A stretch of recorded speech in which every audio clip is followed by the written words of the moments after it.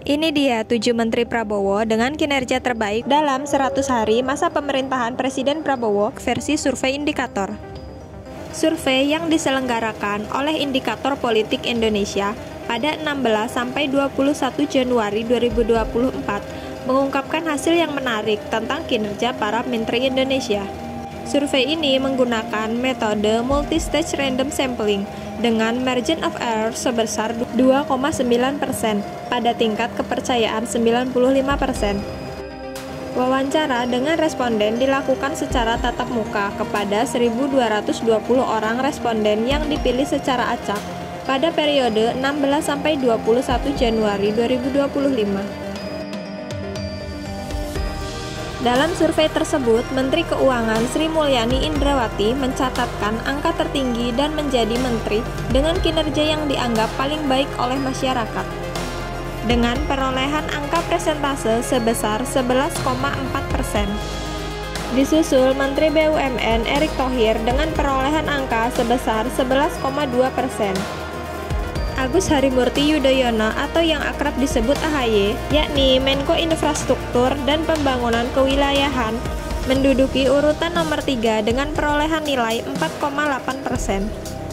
Posisi keempat, Teddy Indrawijaya, Sekretaris Kabinet dengan perolehan nilai 3,7%. Nomor 5 ditempati Menteri Agama Nasaruddin Umar dengan perolehan nilai 3,1%. Nomor 6, Andi Amran Sulaiman, Menteri Pertanian dengan perolehan nilai 2,7%.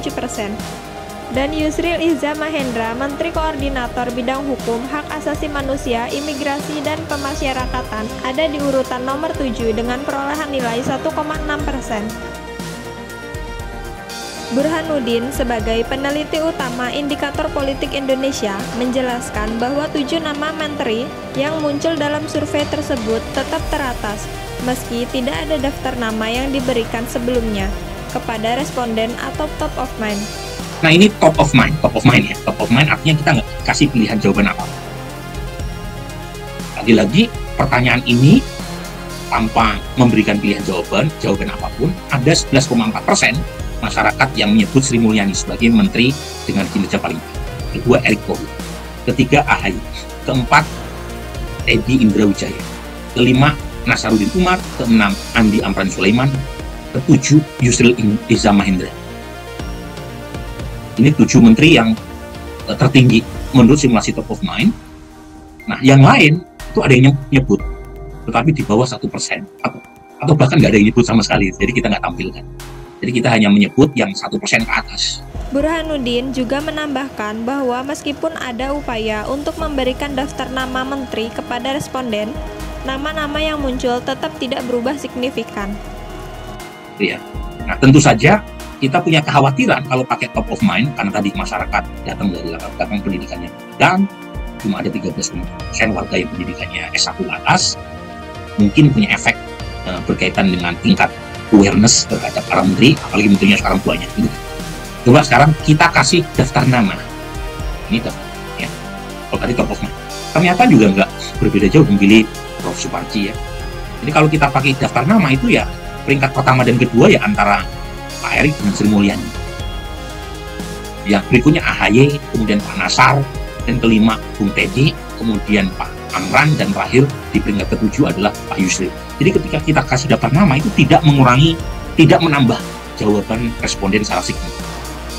Artinya penilaian kinerja paling baik itu sangat dipengaruhi oleh awareness responden terhadap nama-nama menteri yang ada di kepala mereka.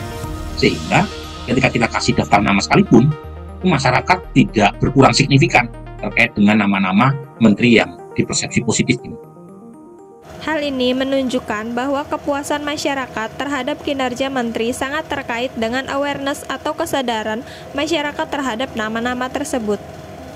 Selain merilis hasil 7 menteri dengan kinerja terbaik, survei Indikator Politik Indonesia juga merilis hasil temuannya yang cukup mengejutkan publik, yaitu elektabilitas Partai Gerindra menempati posisi tertinggi dari partai-partai lainnya, tak terkecuali PDIP.